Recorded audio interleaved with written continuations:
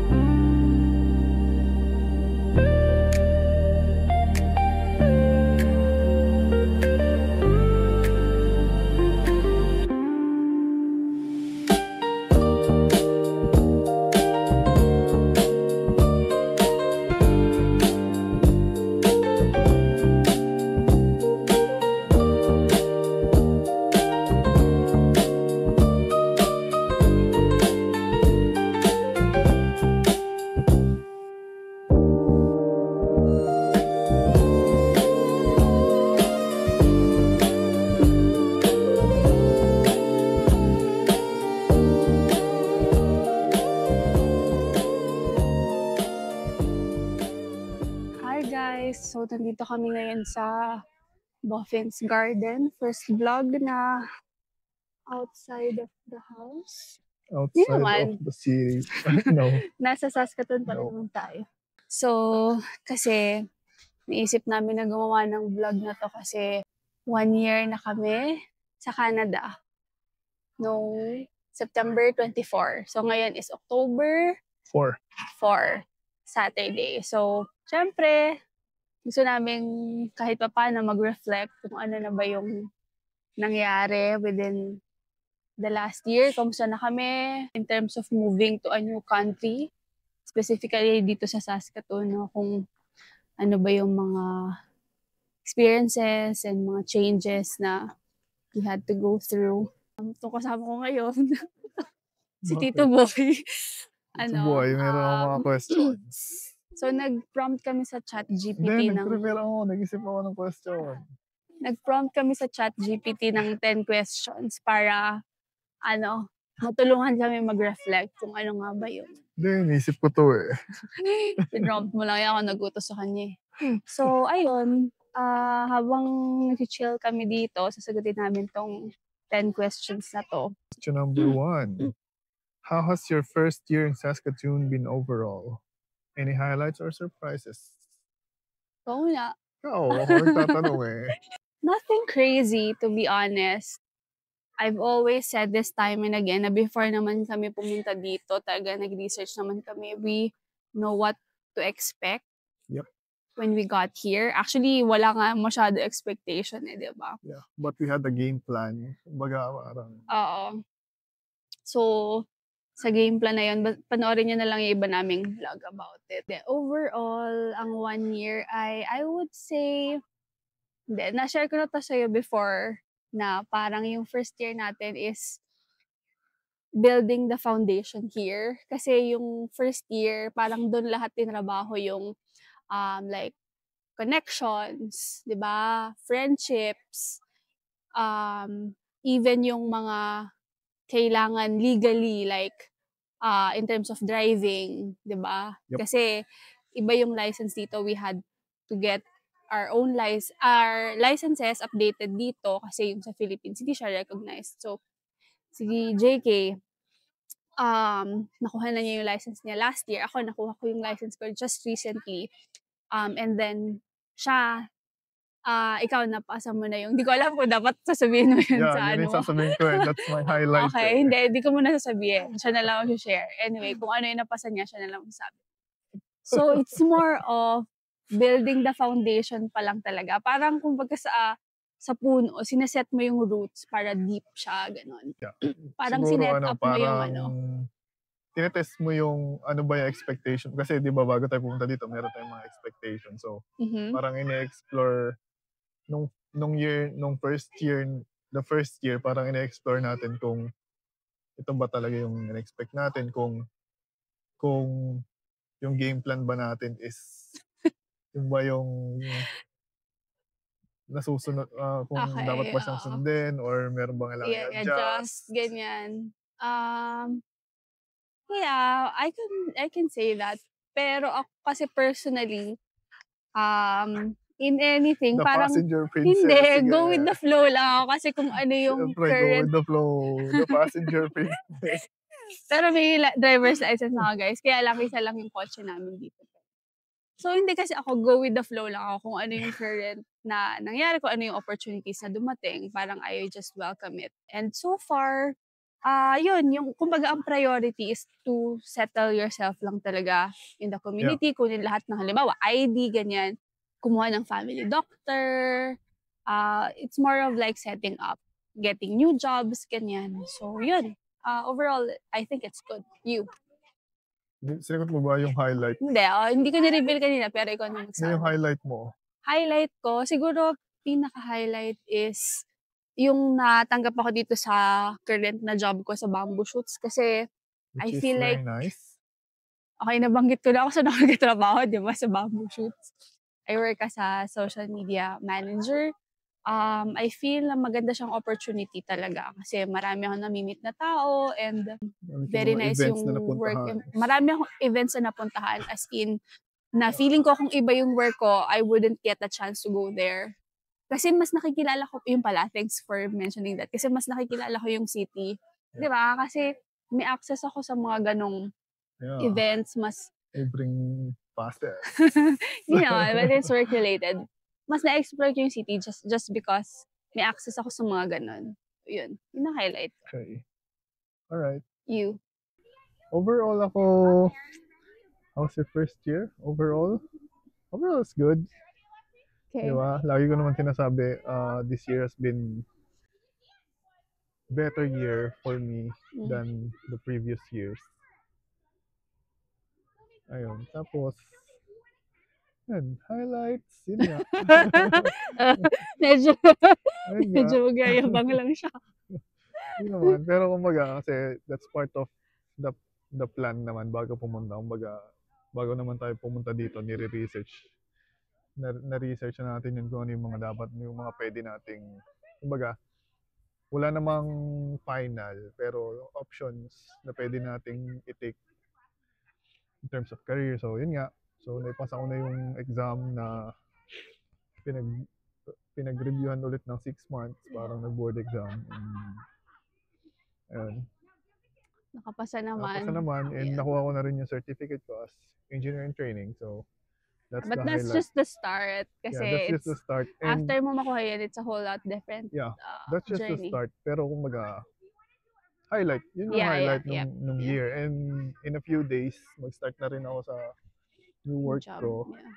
na ito talaga yung related siya sa kung ano ginagawa ko sa Pilipinas, yun na rin yung Yeah. gagawin ko. So recap lang kung hindi kayo Yeah. hindi namin kayo follower. So before kasi si husband ang work niya ay hindi somehow nasa trades siya, nag-install siya ng Pero more on insulation. ano eh. Pero kasi 'di ba civil engineer siya sa Pilipinas. So ngayon nakakuha na siya ng work na yun na talaga, construction Hindi naman assistant siya construction manager. engineering, kumbaga hindi, parang ang tawag nila is construction assistant eh. Okay. So, but yun nga, Yung role, yung parang role is ganun na ganun rin. na rin kung Yeah. anong ginagawa ko sa Pilipinas. So, I'm gonna assist the project manager. So, yun. Question number 2. What has been the most rewarding part of your journey in Canada so far? Yun nga, babalik pa rin ako dun sa work ko kasi parang minsan naisip ko na hindi ko in-expect na, kumbaga, kasi nung nasa Pilipinas ka, iniisip mo pa lang na magtatrabaho ko doon, ganyan. Tapos ngayon parang, oh yeah, para totoo na siya, I'm living it. Na everyday, Canadians yung kasama ko. Ganyan, nag-English ako everyday, ganyan. And yun yung pinaka-rewarding na kasi ano siya mahirap yung naging process to getting here. So, pag naiisip mo na lahat naman is, kumbaga yung lahat na pinangarap mo before is nakukuha mo naman ngayon, nararanasan mo siya. So, yun yung pinaka, ko. And, yung work ko ngayon is very much related sa work experience ko before. So, I'm lucky enough na I did not have to do odd jobs. So, yun. I think that's the most rewarding part. To me, the most rewarding part is yung I guess yung quality of life. Oh yeah. Na for a year, for the first year natin, na-enjoy naman talaga natin yung parang tahimik, yung relax lang, ganyan. Chill lang. Yeah. We get to spend time together every afternoon kasi after dinner naglalakad kami dun sa neighborhood, which is feeling namin hindi namin magagawa kung nasa Pilipinas kami. Kasi I get off sa trabaho ng 4 p.m. 4:30 nasa bahay na kami. 5 nakapag-dinner na kami. Ganun ka dami yung oras namin dito. Well, depende naman kasi sa inyo. Meron kami mga friends na talagang sinasagad yung oras sa trabaho, but kumbaga may choice ka at least. Yeah, may choice. Dito may choice ka. For me, that's the most rewarding part, yung quality of life na na-enjoy natin for the year. Pero syempre, may bago na akong work. So mag-a-adjust ulit tayo. So, let's see. Number 3. What were the biggest challenges you faced in your first year and how did you overcome them? Siguro yung biggest challenge yung pagkuha ko ng lisensya. Kasi ng driver's license, kasi guys, hindi madali yung dito, yung process dito na katulad sa Pilipinas na alam nyo na kung anong kalakaran doon, di ba? Hindi ko na para sabihin kasi alam naman natin lahat kung gaano kadali kumuha ng lisensya sa Pilipinas. Okay. Dito kasi it's different. So actually mag-vlog na lang ako ng bukod about it. Kasi mahirap talaga yung road test. Guys, nakailang road test ba ako? Dalawa lang. Wow, ako 3 eh. Siya nakatatlo. So yun, medyo naging kasama sa naging frustration ko. Pero naman, wala. Kailangan mo lang i-overcome talaga. Kailangan mo lang siya ipasa. Yun lang. Yeah. Ako parang yun din. Pero kumbaga in a much parang broader sense na kumbaga yung the first few months. Syempre, driving dito. Kailangan ko makuha agad yung license ko within the 90-day period. Kasi bumili agad kami ng kotse. So, kumbaga, that's one. And of course, syempre yung paghahanap ng work noon, time na yun. So, I guess that's That's the biggest challenges na. I'm Pero surprised na hindi natin binabanggit yung winter. Kasi hindi winter ngayon, guys. Ano pa lang yeah, ngayon, pero fall. to be honest, ano naman, okay naman. It's not so bad. It's not so bad. Hindi naman siya gaya nung mga wina-warning sa atin nung Yeah, nababasa oo. natin sa Gadibdib yung ano dyan, yung, internet. yung Kumbaga, snow, ganyan. It's not so bad, guys. It's not so bad. Kumbaga, may mga times na talagang snowstorm, so yun talaga yung parang Hindi ka makakalabas. Pero that's just dreadful, one day. Yeah. dreadful. Pero ano lang, hindi naman siya lagi-lagi. Parang may enjoy mo pa nga na yung pag may snow lang, ganyan. Pero hindi, yung may snow lang sa paligid. Yeah. Na-enjoy mo lang siya. Okay, next question. Question number 4. Question number 4. Have you found a sense of community or made close friends since arriving? Made Parehas na yung sagot friends. natin dyan. I think I can speak for you. Yeah. Na yes, oo. I can say na marami na kami kaibigan dito. Quite a network na. And natutuwa kami kasi recently, pag kunyari, pupunta kami sa grocery, maglalakad kami. Lagi na kami may nakakasalubong na kilala namin. So parang okay, taga dito na talaga kami. No? Yan. So, And yung mga kabatch natin dun sa naging process natin dun Yeah, sa so, parang nag-stick together naman. At least yung mga malalapit sa atin, yung within the area natin sa West. Yeah. So parang isa yun sa mga advice siguro namin na kung nagpaplano kayo in the future na lumipat dito, no?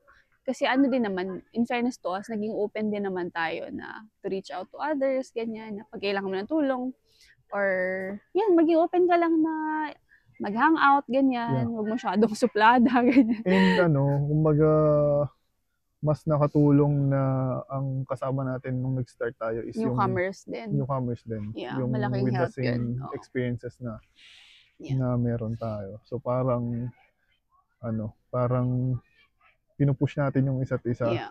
Nag-share tayo ng mga experiences kasi nasa same stage tayo of life, ganyan. In terms din naman sa trabaho, in fairness, yung mga na-meet natin sa work, di ba, parang they're very nice. Canadians or non-Canadians, they're willing to help and wala, kahit kasi Canadians, walang hilig nila sa chat. So, they're very friendly talaga. They're very friendly. Everyday chat lang sa work is nakakatuwa na. So, parang hindi mo feel na hindi ka belong. Yeah. Respectful sila. So, that's one of magandang traits ng mga taga dito. Yeah, for sure. Question number 5. What do you enjoy most about living in Saskatoon? Yung laid back nga lang kasi dito. Yeah. Ako din, yun din yung sa akin. Bagay siya sa personality natin kasi hindi nagmamadali yung mga tao. Like, and very relaxed lang. Parang dito wala, they're all very nice, very chill. Kahit sa trabaho. Tsaka sa pag bumabiyahe, very kang marinig walang nag-horn dito, guys. Walang bumusina dito. As in, pag bumusina ka, na yan, pag nakarinig ka ng busina, it's a very, na talaga. Ito pala, yung pag-renew ko ng registration ng car kanina. So, wala. Parang nasa bahay lang. Purely sa phone. Online. Parang 2 minutes lang. Ganyan lang. Renewed na. So, yun. Yeah. One of the, yun ang Saskatoon. Very chill. Compared sa Pilipinas. Yun. Wala sa Pilipinas kasi gigising ka na maaga, pipila ka dun sa smoke, tapos pag siya dun, pipila ka na naman sa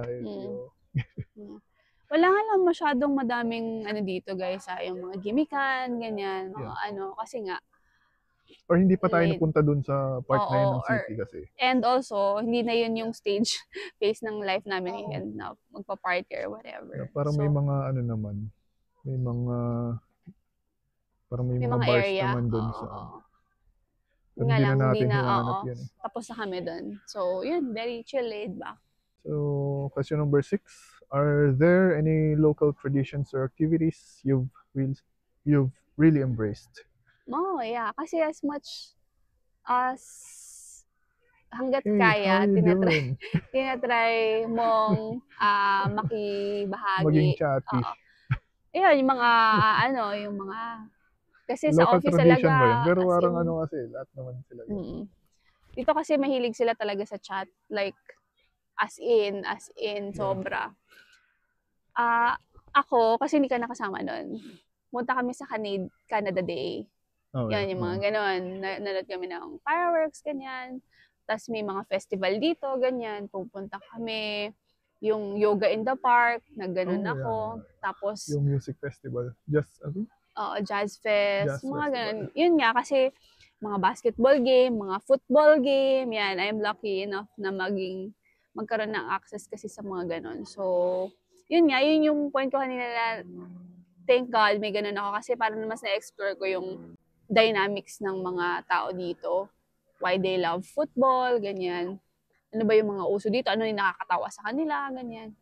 Tapos yun nga, dahil din sa work, parang nagkakaroon ako ng chance na i-research yung mga part ng history. Yun, one time nagpunta kami sa museum. So, upload ko din yun. Hindi ko alam kung Doon ko kailan. na-upload yun. Siya na-upload. Nagpunta kami sa Saskatoon Museum. Merong mga holidays kasi dito, like yung recently, yung Orange Shirt Day. Mahalaga kasi sa kanila yon kasi may mga injustices na nangyari sa indigenous people. Yan. So, yun, mahalaga na inaalam din natin yun as new immigrants kasi para alam natin kung ano lang yung pwede nating sabihin, kung paano tayo magkipag-communicate sa ibang tao. So, yun. Yep. So, ako, I guess yun nga, yung pagiging chatty. Kasi as an introvert, hindi naman talaga ako magaling makipag-usap. Hindi ako marunong mag-small talk. So, parang sa work, kasi pag nadaanan ka ng boss mo, kausapin ka niya, how's your weekend, ganyan. So, mapipilitan ako mag-share kahit hindi naman masyadong interesting yung araw weekend mo. Kaya paulit-ulit lang naman. Yun nga, tapos yung mga katrabaho na titigil siya para makipag-usap, ganyan na parang ano lang. So yun, siguro, I think yun yung siguro tinatry ko pa siyang i-embrace pa. Even more, yeah. Even more, kasi nga, as an introvert, wala naman akong... Tsaka ano siya guys effort talaga mag-English. Like kami naman, nasa professional setting naman kami for a long time. Hindi naman bago sa amin yung nag-English. Pero as an in a immigrant, casual conversation kasi, minsan mahirapan ka din talaga, may mga gusto kong sabihin na hindi mo alam paano i-express. Or kung parang ang nasa isip mo kasi is parang formal kasi yung English natin. So, hindi tayo casual parang conversation. magtutunog ka na para kang nagsusulat ng email. Oo. Pag nag-explain Pero ka. nagkukwentuhan lang naman kayo. Pero in a casual setting, parang hindi siya akma. So, ayun. Okay, next. Next, number 7. Is there anything from your home country that you really miss? Ako, syempre, food. Yan lang. Siguro ako yun din ang sagot ko. Yeah. Food. Kasi, pero ako nagluluto naman ako ng naluluto naman namin sinigang. yung mga dito. Yung mga cravings. Kaya lang, di lahat. Kasi like, lahat. Yung mga laman loob, ganyan, parang... Tsaka, di ba, yesterday, kumain tayo ng isaw. Mahal siya, guys. Sobrang mahal. Yun I mean, ano naman siya, mo, pero kumbaga affordable siya kung hindi mo na i-convert. Wag ka mag-convert. Pero kung ayaw mo sa Pilipinas. Yung food and price, I guess. Food with that same price. Kasi sa Pilipinas, may 100 ka lang. Busog ka na di ba? Punta ka sa sa bayan. So, I think yun din sa akin. Parang food. Traffic, di ko naman Nope. Yung mga mahabang pila sa di ko naman. So, question number 8. How have things been with work or settling into a new routine? Ako, I can say na hindi naman masyadong malayo yung dynamics sa trabaho sa Pilipinas tsaka dito. It's all the same. Like, it's all the same. Wala masyado. Depende na lang sa nature ng work. Kasi like ako, yung pinagtatrabahoan ko ngayon, it's a production house. So, never ako na-employ sa ganun kind of industry. So, yun, inaaral ko kung ano pa yung pwede kong gawin, ganun. So, yun lang. Pero it's basically the same. Yeah, it's almost the same. Ako din, parang siguro magiging adjustment ko na lang dun sa new work ko is yung time. Kasi parang masyado na tayong sa Philippines kasi I used to wake up very early. Kasi papunta sa trabaho, magdadrive ka ng 1-2 oras, ganyan. So, I used to wake up before ng 4, alis ako ng 5, gano'n. Tapos, yun namang naging work ko dito, maaga naman din yung time. So, 4 AM pa rin ako gumigising. Pero yung sunod kasi parang hindi na siya, sobrang aga na nun, gumigising pa rin ako ng 4. So, Yeah. I think yun. Kasi nga, Kasi 9 to 5 na yung very work mo. efficient yung transportation. So, parang anywhere in the city, you can go within 15 minutes to 20 minutes. In general, parang parehas lang naman. Yeah, I can say parehas lang. As in. In terms of yung routine or ano, ganun. Hindi sila dito guys, hindi sila mapangmata, yung walang ganun, wala, sobrang bait nila. Mas ano pa nga mas relax pa nga Number 9. What was the process like finding housing, healthcare, or other essential services here? Okay. Ikaw na lang siguro sumagot niya kasi ikaw naman naghanap ng mga... Hindi, like, everything guys, thank you for the internet, madali lang. Kasi lahat ng tanong mo, kaya nang sagutin ng internet, ng Facebook. Tsaka ng mga vlogs din talaga. Malaking tulong din talaga yung mga vloggers na pinanood natin before. Housing, yan, madali mag sa internet. Tapos, sa healthcare naman, tanong-tanong lang din kasi ang mahirap dito yung pagkuha ng family doctor. So, hindi kasi lahat ng clinic ay nag-accept ng new patient. So, kung newcomer kayo. So, And lang yan. Iba rin sa ibang province. Dito sa atin, mas mabilis pa yung naging process natin. Oo, kasi hindi kami nahirapan maghanap Parang December, kailan ba tayo nagkaroon ng family doctor? Basta mabilis lang, mga 2 months yata. Ganon. Parang naringgan lang namin na, may sinabihan lang kami ng friend namin na dito nag-accept. After 2 months, meron na tayo. So, November, tumawag lang kami. So, yun, pasok na kami. Yun, ang healthcare dito ay so far, sobrang okay. Like, nakakatuwa na yung results mo pag nagpa-laboratory ka, makuha mo lang sa phone. Makikita mo kung agad, di ba? Hindi mo kailangan bumalik sa doctor. Hindi pa natin na-experience yung sobrang tagal na waiting time. Wala, as in, siguro mga maximum 10 minutes. Hindi naman tayo nagkaroon ng emergency. No, but yung mga normal na check-ups, ganyan, yung mga annual, parang hindi naman tayo naka-experience ng mga waiting time na Pero parang meron din ako naririnig na. May mga naririnig tayo na they had to wait for hours sa ER, ganyan. Kasi nga, triage dito, guys. Kasi nga, libre lahat, diba? So, unahin nila yung mga mas, talagang kailangan. Urgent. Question number 10. What advice would you give to newcomers arriving now? Okay, so Ganda ikaw muna? Ikaw na. Sige. Kung may mga newcomer na pupunta dito, ano ba magandang advice? Sige, ako muna. Sige, ikaw muna. Sige. Kasi baka maunahan kita Okay, go. Hindi, sige, naisip ko na Kasi for the newcomers kasi, pupunta dito, not necessarily here in Saskatoon or in Saskatchewan, but anywhere in Canada. Siyempre, kung galing sa Pilipinas, di ba? Parang, siguro, iset mo yung expectation mo. Set your expectation na di talaga siya madali. Yeah. Lalo kung established ka na sa Philippines, tapos hahanapin mo yung same job, yung same mahihirapan. Hindi siya imposible. Pero you have to set your expectation na at the very first, siguro first month, first 2 months, first 3 months, if you want to survive, kailangan mong tanggapin na babalik ka sa umpisa. At least for the first months while you're looking for the job na yung gusto mo talaga. Hindi naman siya imposible. May mga ikaw nakuha mo agad yung work na related sa ginagawa mo sa Philippines. And marami tayong mga kasabayan na ganun din yung nangyari. Nakuha din agad nila yung mga work na ginagawa na nila. So, I think yun yung one of the advice na talaga i-set your expectation. Parang enjoy mo lang yung process. Enjoy mo lang yung process. Huwag mo masyadong i-overthink. Huwag mo masyadong i-pressure yung sarili mo na, hindi, kailangan manager ako sa Pilipinas, kailangan maging manager din ako dito. Baga, enjoy mo lang kasi ibang experience pa rin naman siya even if you're doing entirely different job from what you've done in the Philippines. Ibang experience siya and it's a good experience pa rin naman. Di ba? Parang marami ka nakakausap na tao, ma-integrate ka dun sa mga sa people. Mm. So, yun. Okay, that's a good point. Yeah. I also agree dun. But however, while having that in mind, don't allow that na yun na lang Tama yung ba? goal mo. Yeah. 'Di ba? Kasi meron din dito magsasabi sa inyo na hindi dapat dito ka kasi ganito, ganyan, ganyan. Pero in your heart, you know na Meron ka namang may plano eh. ka eh. 'Di ba? Yeah. So, katulad nung sa husband ko na yung kinuha mo yung kung ano yung job na available. Yeah. But hindi ka nag-stop na mag-aim for something more.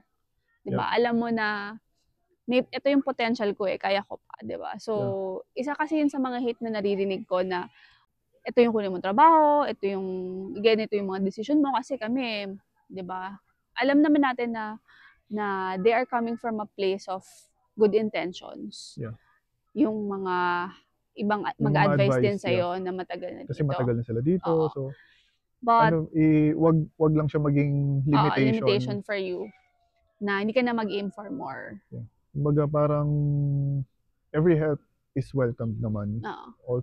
All forms of help Mm. na makukuha mo dito. Syempre may mga Pilipino na makikilala ka. So yung mga Pilipino na matagal na dito, so magka-advise sila sa'yo. So kumbaga i-filter mo lang din yung take it with a grain of salt. Oh yeah, yun yung lagi mong sinasabi. Yeah. Basta kung ano yung work mo dati, pwede mo pa rin namang i-pursue yun. I-aim mo siya, pero kumbaga just keep it at the back of your head. Yeah. Huwag mo lang siya titigilan. Yan. So kumbaga parang, sa umpisa, there are people na nakukuha siya, merong hindi. So huwag kang ma-frustrate kung hindi mo siya agad nakuha. Yeah. Just continue. Kumbaga, sabi ko nga kanina, enjoy mo lang kung ano yung nakuha mong work the first few months. Enjoy mo lang, kunin mo lahat ng experiences na maaaring hindi mo nakuha sa Philippines. So, ayun. Tsaka yun, ang isa ko pang advice, pero hindi na to related to anything else. It's more of aesthetic. Kasi ako kinulang ako ng damit dito. Kasi may naiwan akong maleta sa Pilipinas.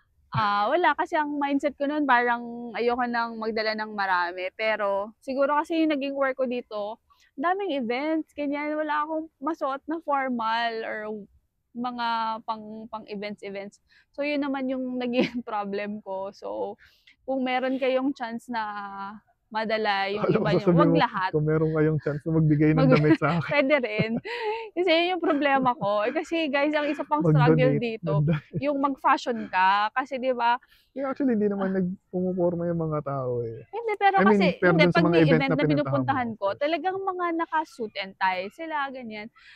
Dito, ang struggle kapag babae ka, may mga weather. So, halimbawa ngayon, winter na, hindi na ako pwedeng mag-heels na open yung di ba? So, kailangan na dito mga boots na, ganyan. Wala ako nun. So, but anyway, ang gusto ko lang sabihin, if meron kayo sa Pilipinas at dadalhin nyo para sa mga newcomers, sige, dalhin nyo, piliin nyo. Pero wag naman lahat kasi meron naman mabibili dito.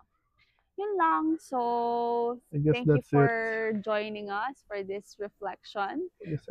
Again, nandito kami sa Boffins Park. So, pasensya na kung may mga nadidistract kami kasi may mga dumadaan-daan. So, yun. See you in the next vlog. Malapit na mag-snow. Magiging ka-freezer na ulit tayo. Bye!